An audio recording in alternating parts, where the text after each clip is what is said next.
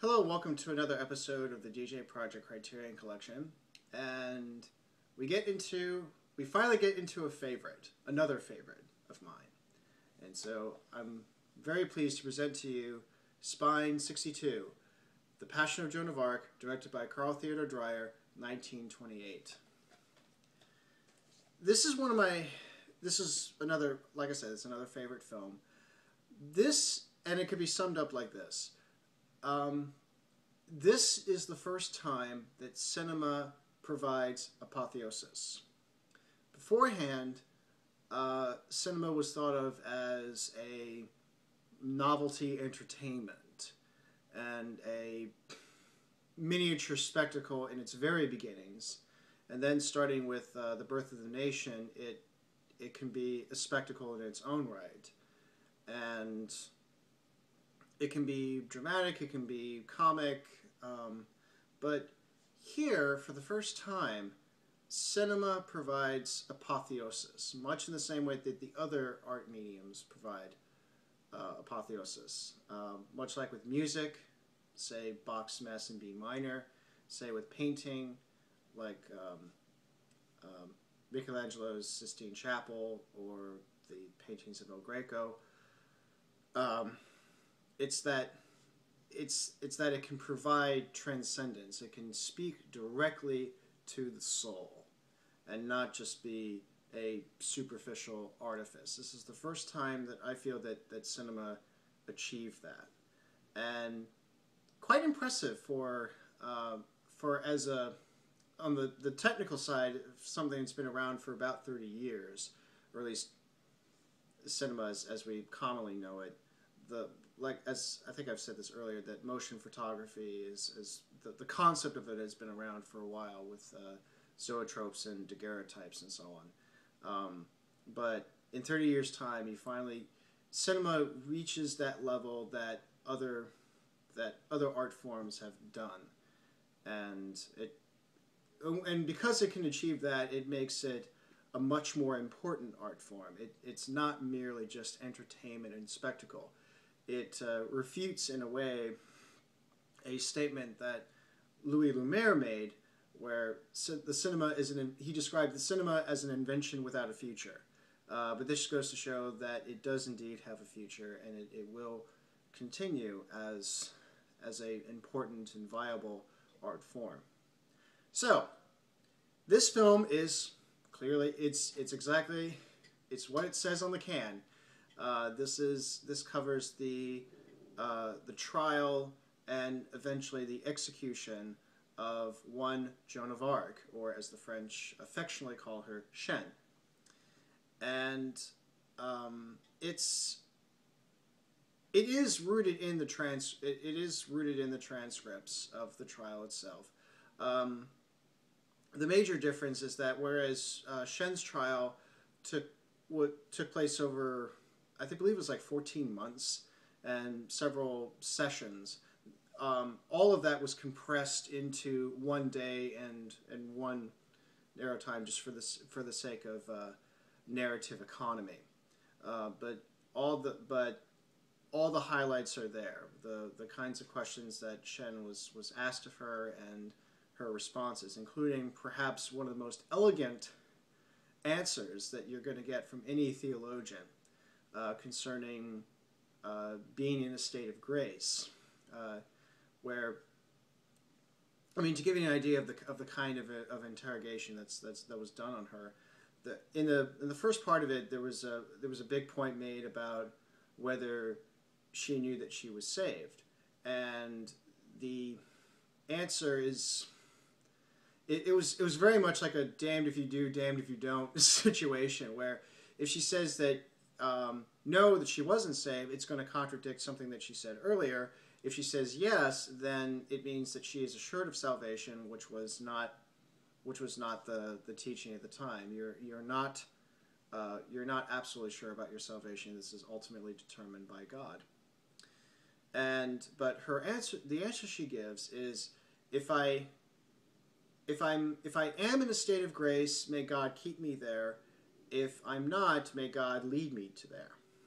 And it was the way that she was able to get out of that little conundrum. Not bad for someone who was 19 and not formally trained in theology. This is it. Really, what it really comes down to, that this is about the faith, the enduring faith of Jeanne. Yes, there's moments of doubts. Yes, there's moments of weakness. But basically, this is her moment. This is the moment where she would later be, first off, she would later be I'm losing my ability to use words. It's that kind of film. It makes you speechless.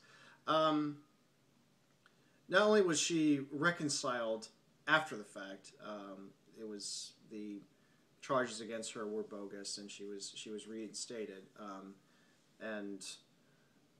Whereas obviously she was executed as a heretic, and thus she was technically she was excommunicated. But then after her death, she was the trial was reevaluated, and it was declared completely bogus, and so she was reinstated into the church after the fact. And in 1920, she was canonized by the Catholic Church, and very quickly adopted as one of the patron saints of France, if she wasn't already. But anyway, so this film covers what she had to go through. So this is definitely a film about faith and the power, the positive power of belief. And this is a woman who would not waver in that faith. She believed in what she saw. She believed in what she experienced, and it was not just holding on to something very fervently. You could tell that this was something very, very important to her, and it touched on a lot of important things. You don't get the sense that there is something very, very selfish, or this has nothing to do with power on her part. The funny thing is that it had everything to do with power on the interrogator side. While they were theologians and learned men of the church, this was a trial that was by and large politically motivated. This was during, Jeanne was around during the time of the 100 Years' War. This was when, after France got a wallop by the English with Agincourt, then the tables kind of turned in the French's favor. England was weakening, and France, and in large part due to Jeanne, was able to fight back and was able to reclaim France for France, as opposed to it being a little another huge tract of land for the English. But because of this, it was very much motivated by politics, and it showcases where the perversion lies. Often religion is now, as it was for the past several decades, religion gets maligned as being the source of all evil. This is where all wars start. This is where all devastation. There's nothing positive to say about religion. But as I said earlier, religion is what makes a religion good or bad is what is the set of beliefs and what kind of outcomes it generates. If a set of beliefs leads to undesirable outcomes, then of course it's bad. But if it leads to a set of outcomes that are positively good, then it's good. It's not that religion itself is all evil or all corruptive. And religion can be corrupted. It can be perverted. It can be distorted. And this is an example of religion distorted. The judges, the interrogators, they all use various words and sentiments to try to break Jeanne, to try to convince her that she was doing something very wrong. And Jeanne in various ways and in various times holds her own and deflects and says, no, that I'm not in the wrong. I'm not who you. I'm not an abomination. I'm not a disgrace to God, as you may think. One of my favorite scenes in the film is at a certain point, Jeanne faints after seeing various instruments of torture. It's a very intense little montage, and she faints and she's taken to her room to recover. There is bloodletting in there, and then one of the judges comes in and says, like, well, we really want what's best for you. The church is a shelter and everything. And actually, there's a nice little shot that really kind of tells you that showcases the perversion and the hypocrisy of these men. After he says that the church has loving arms and we welcome you back, she slowly reaches out her hand to kind of say thank you or to grasp him, but he kind of slinks away. So that's hypocrisy right there. You say one thing and you do something completely different. And he goes on to say, like, we care about your welfare. Look, we're gonna bring mass to you. We're gonna bring the sacraments. And so this makeshift altar is made, and a priest shows up, and he's preparing communion. He's preparing the sacraments, and the look in her face is one of ecstatic joy. For her, this is important. This is not a film about, oh, the Catholic Church is awful. She had no desire to break away from it whatsoever. She was a fervent believer. She took Mass seriously. She took the church seriously. But she also took this mission seriously, which went against a particular box. And so, but anyways, so as she's seeing the sacrament being consecrated, as she sees this consecration unfold, her face is just filled with ecstatic joy because this is important to her, and she's about to be given. Then there's the catch, as it's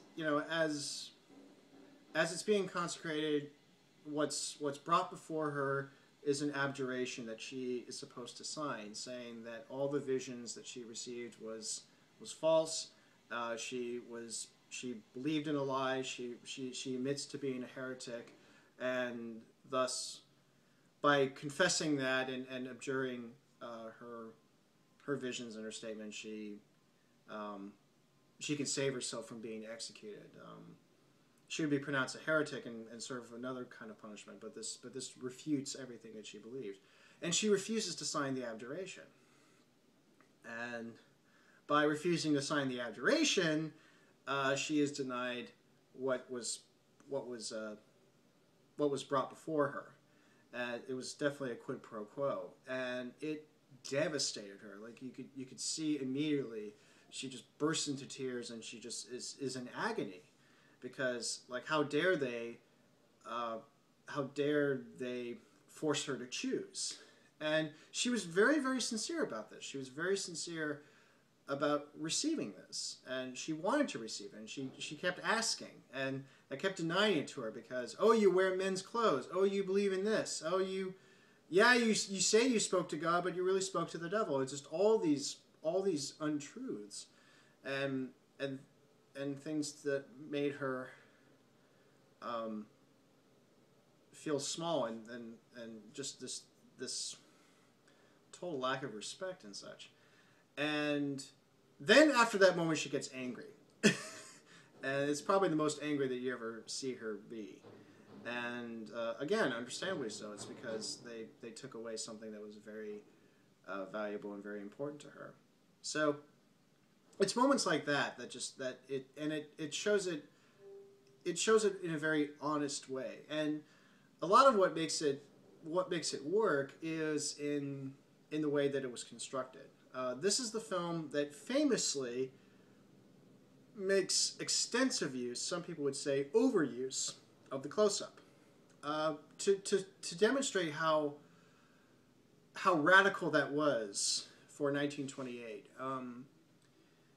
D.W. Griffith is credited as developing the film grammar as we know it, and particularly when it comes to shot scales. In his films, both the Nickelodeon films that he made and then culminates into The Birth of a Nation, Intolerance, Broken Blossoms, and so on, he more or less established a convention that other directors have followed since, to varying degrees, in relation to shot scales. This is for anyone who doesn't know what I mean by shot scales. These are the sizes of a shot, and it ranges from extreme close-up being the most, as being the one that emphasizes the most detail, to a long shot where it emphasizes less detail, but it gives you more of a sense of what's out there. And the long shots are used to establish large action.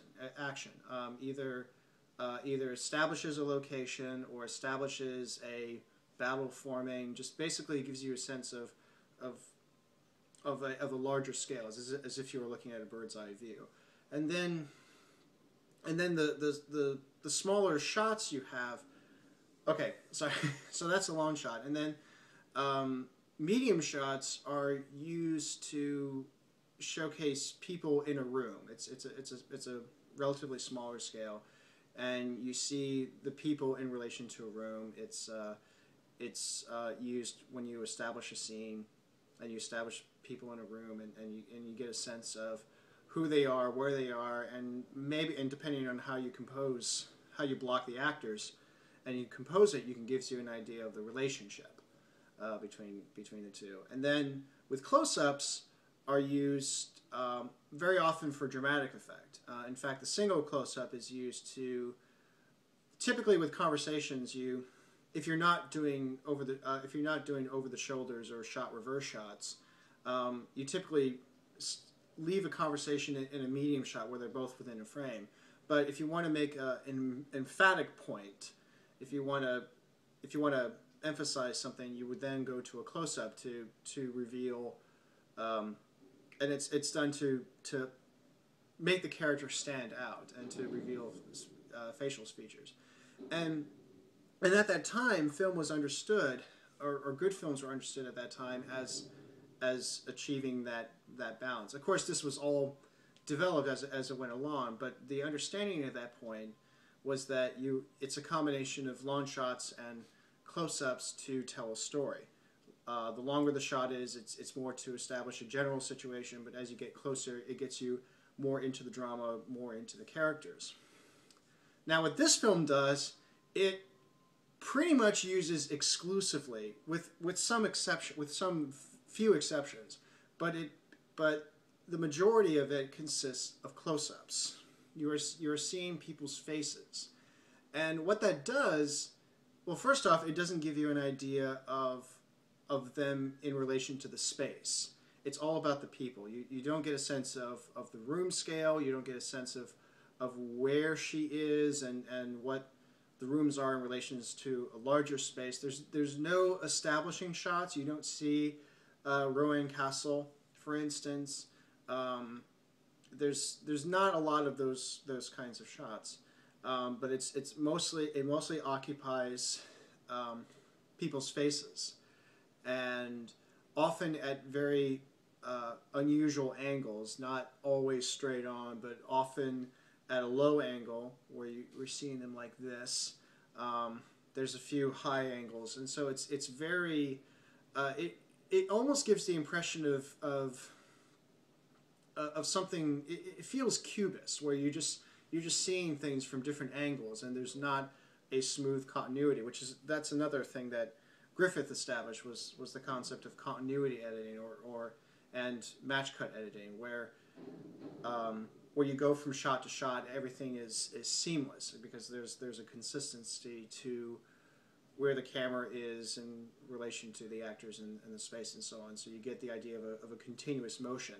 But here it's the spatial continuity is very disjointed, and what that does, it creates it creates its own tension. It sort of unnerves you a bit, which is very parallel to what Shen is going through, because what she's going through is, of course, a trial, which in itself is very emotionally tense. So this is a case where the form matches the subject, and it may defy expectations or conventions, considering that what I'm talking about has been around.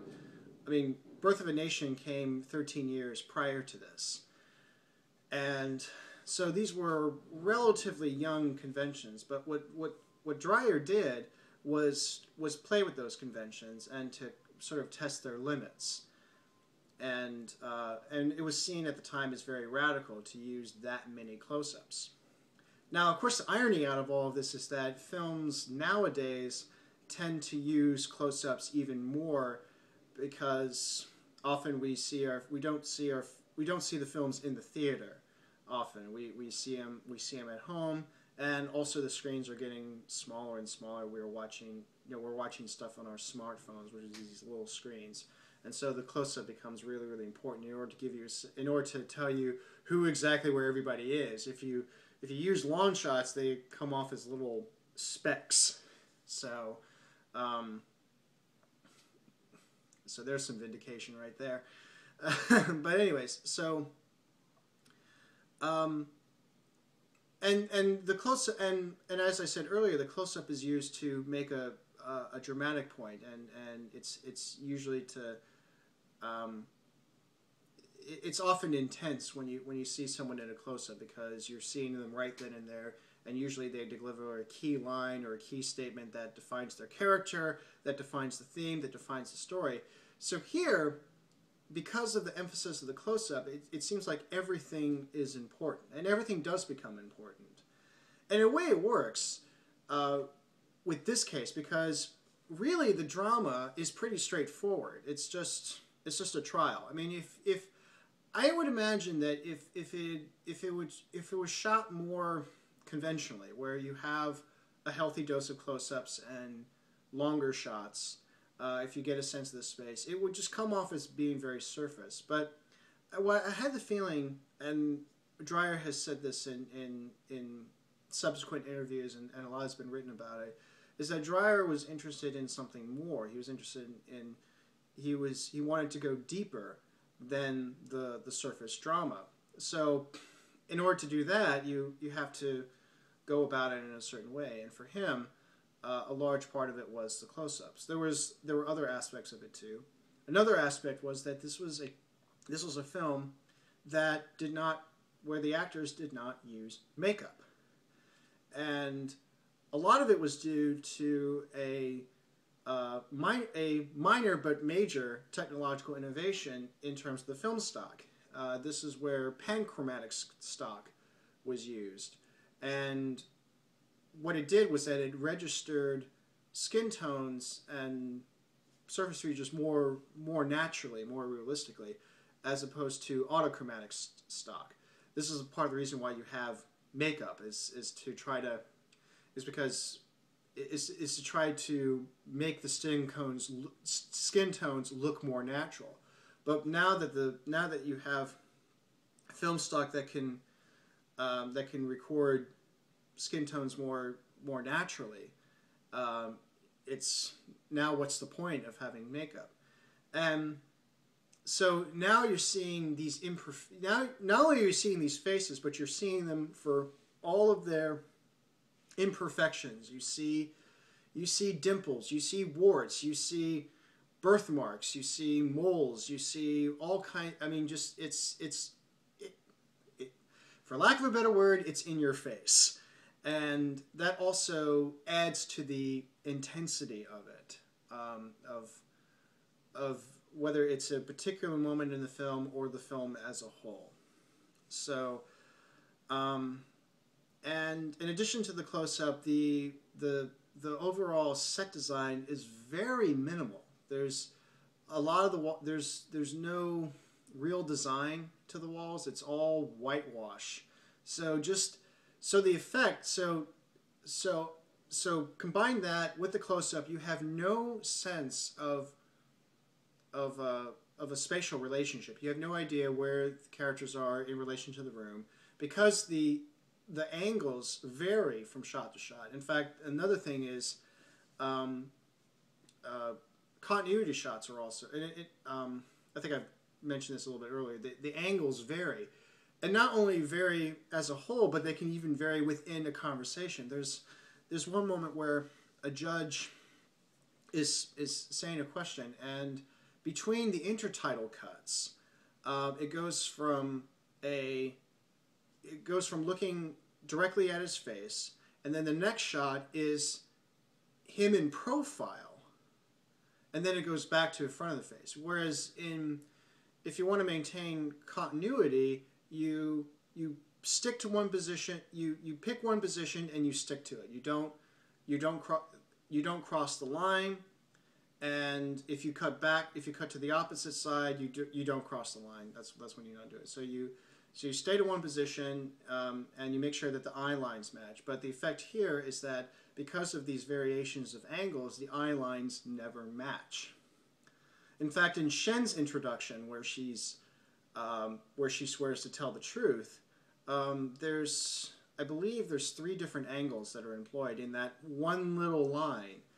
And so, again, no continuity in there whatsoever. But this is where it works, because this is not depicting a superficial event. This is not just about, oh, Jeanne has gone to trial and she's found guilty and then she's executed. I mean, the drama itself is pretty straightforward, but what makes it intense is that what makes it what it is, I should say, is the various elements that go into that film reveal something deep. It reveals a deeper drama. It goes beyond just what's there on the surface or what can be summarized in a neat little summary or even a log line. It gets really at the heart, and it goes deeper into the soul, and it pulls that out. And by you seeing that, that's where the apotheosis experience comes in. It's when the art really digs deeper. It doesn't depend on just the surface. It's not just, like in the case of music, it's not just pretty music. It's not just a beautiful melody. It's a melody that has weight and gravity, and it pulls you into what it's saying, and particularly what it's saying here about matters of faith. I mean, these are matters of the soul. And then finally, this is the big thing that really makes this work, is the acting, and particularly of one Maria Falconetti. Maria Falconetti playing the title role is, I feel, one of the best cinematic performances ever. I may even go so far as to say number 1. But certainly it's certainly there in the top 5. It's the best performance that I've ever seen in any era, in any time period, in any country. It really is a very moving performance.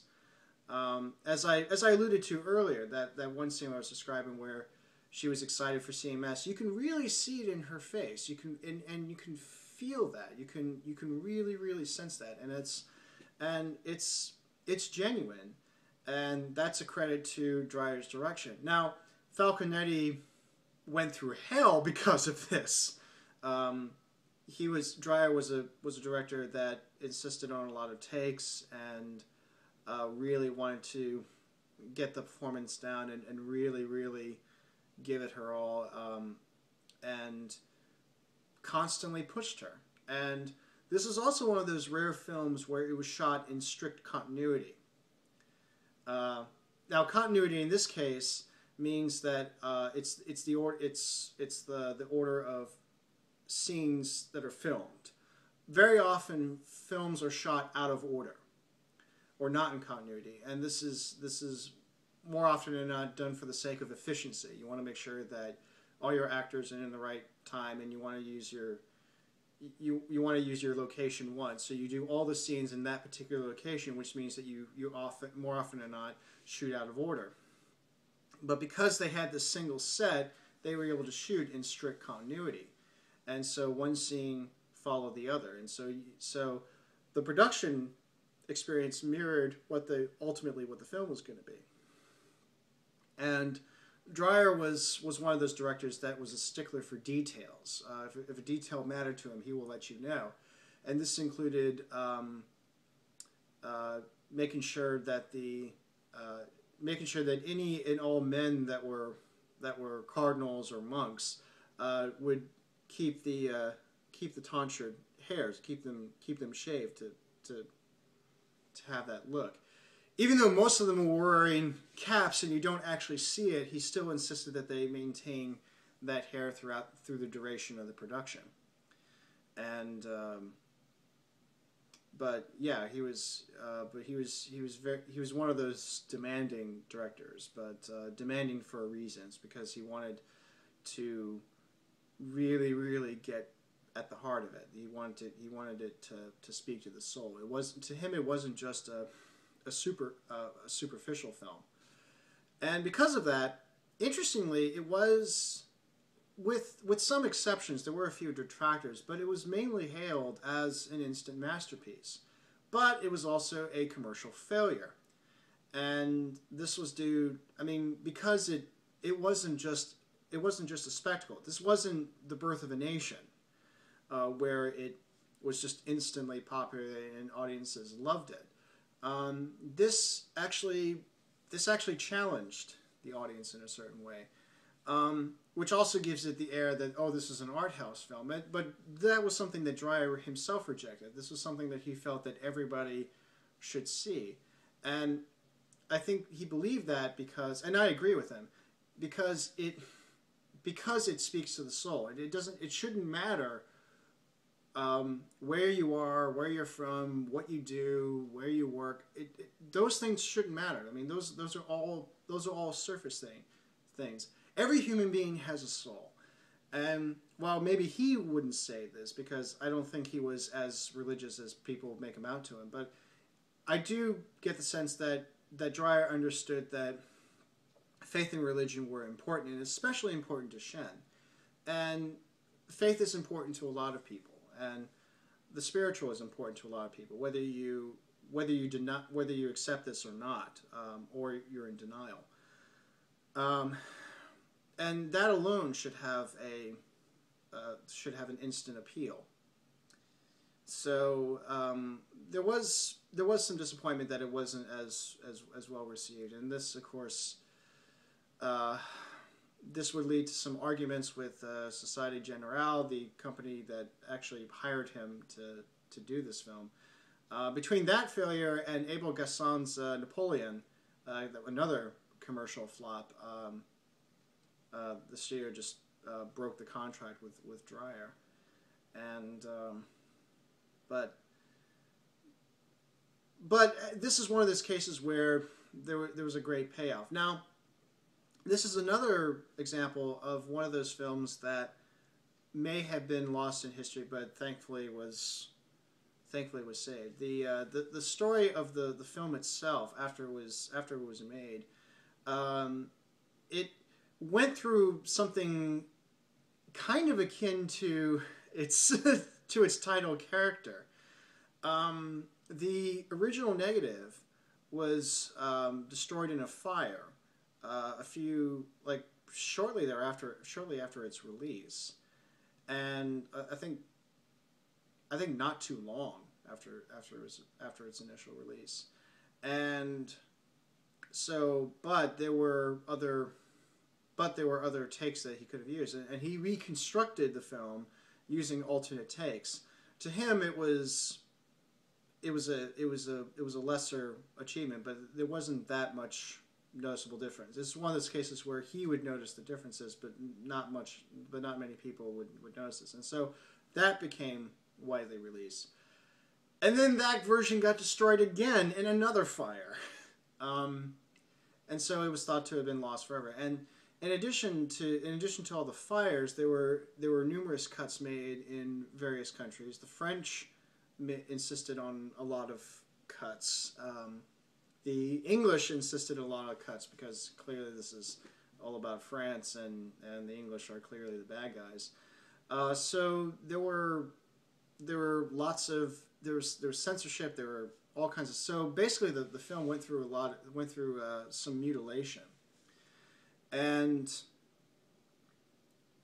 during later on in Dreyer's lifetime there was a version that came out, that reissue in the 1950s, I believe, that used some other footage that was shot but never used in the film itself. Actually, that version. You are able to see establishing shots where there's no establishing shots whatsoever in the film, but this one you do. So you actually do get to see Rowan Castle in that version, and not only that, but it was also sonorized. There was some music added to it. There were some additional intertitles that were put on it, and Dreyer completely rejected that version. But for the longest time, that was what was available. Then, lo and behold, in 1981, I believe, there was found in a Norwegian mental institution, of all places, an early copy of the original, an early print of the original negative. And this was before any censorship that was done. And so before it got to anyone's to any entity's scissors, this is, lo and behold, you have the original film right then and there. And so a restoration effort was taken, and it was released, and then eventually it was released through DVD through Criterion. And this is absolutely the best you're going to get, and it looks fantastic. It definitely shows its age. You can't avoid that. But for considering the history that film went through, as far as various burns and mutilations and so forth, not bad at all. Not bad, and it's wonderful that we even have it. We have it at all, especially I think the version that Dreyer always wanted for it to be shown. So lo and behold, we have a director's cut. Now, another thing about the DVD itself, you can play the silent, and Dreyer in his lifetime preferred it to be played silent. But there's also the option of listening to Richard Einhorn's Voices of Light, which was music that he composed specifically for the film. It was inspired by the film directly, as well as by the time period. There's a lot of the libretto consisted of a lot of various mystical writings that were around in Shen's time, and even a little bit before Shen's time. Einhorn described it as he wanted to illustrate the mystical womb from which Shen was conceived. So you got some Hildegard von Bingen in there, and a few others.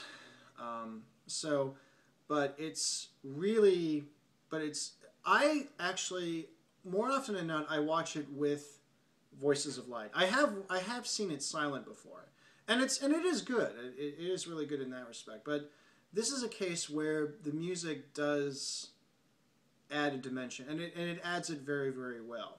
Now, you're going against the director's intentions. Well, I think this was a case where he was responding to the conditions of his time. Film music at that point was not exactly what I would call nuanced. It was very much rooted in the Romantic tradition. So it was all about big sounds. It was about leitmotifs and various harmonic developments. And whereas for Dreyer, and particularly with this film, he wanted to go medieval, and it was unusual to change the style at that point. Well, for starters, it was it wasn't thought that you could do that. That that film music had to fulfill certain expectations. But now we've definitely gotten to the point where all kinds of music is used in film. It doesn't have to resort to this particular romantic style. And for Einhorn, when you listen to it, it's definitely in the camp of what you could call neo-medieval music that uses those aesthetics and principles that you find in medieval music. It carries over there. If you're a fan of the so-called holy minimalist composers, such as Henryk Gorky and John Tavener, and my personal favorite, Arvo Pärt, this is definitely in that category. So this is a case where I believe that if Dreyer had heard what Einhorn had done with the music, I think he really would have accepted this, because it was very faithful to the medieval spirit. It feels like you are a part of that time. It really does take you into that not only in that time, but also it gets you into that spirit, because it was all spiritually driven. And this was music that was a reaction to the film itself. This was very much, I mean, the music was composed to be in time with the film, and often there are public performances of this piece while the film is playing, so it is played as a live soundtrack. So I think that it's a tasteful addition to an already great film. But yes, so it goes without saying, this gets my high recommendation, especially if you believe that cinema can be spiritual, can provide apotheosis. This is definitely, I think, and many others I believe have said this too. This is a crown. This is a crown film. This is a top film in that category. If you love seeing spirituality in film, this is definitely the film to see, along with the various films of Robert Bresson, various films of Andrei Tarkovsky, including the aforementioned Andrei Rublev, and to extend his other films as well. Yasujiro Ozu is another example. In fact, those three directors, Dreyer, Bresson, Tarkovsky, and Ozu, were part of a book that Paul Schrader had written called The Transcendence in Cinema, and where he talks about that very thing, about cinema. He uses the word transcendence. I go a step further and say apotheosis.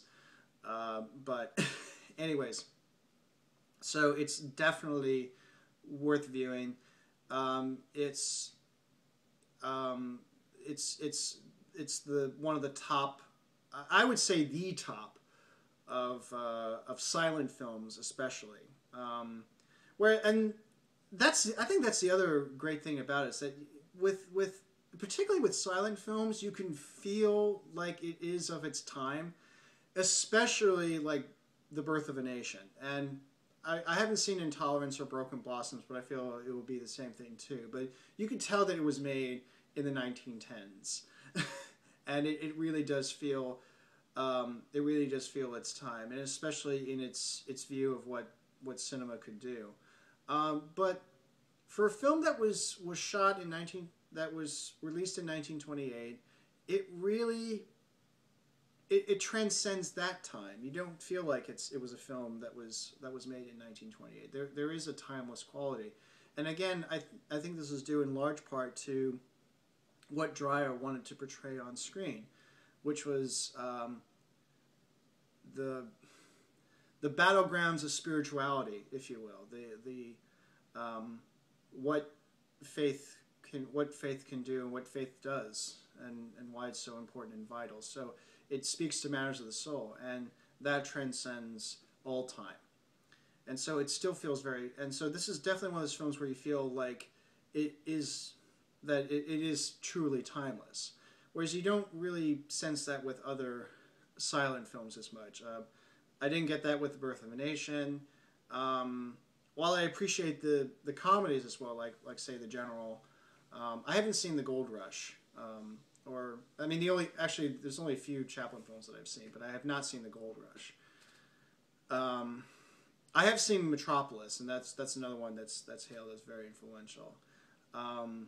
And I would say that's timeless in its own way, but Passion of Joan of Arc is definitely timeless, and it's definitely worth viewing. If you care anything about cinema and cinema history, it's definitely a go-to film. And if you love the spiritual in film, you'll definitely love it as well. I would even say if you don't like those things, I would say give it a spin, because maybe you'll find yourself that you've been spiritual all along and you just didn't know it. So high recommendation. Like, if you haven't seen this, go see it now. It's really great. So yeah. What more can I say? But yeah, that's The Passion of Joan of Arc. And until next time, take care.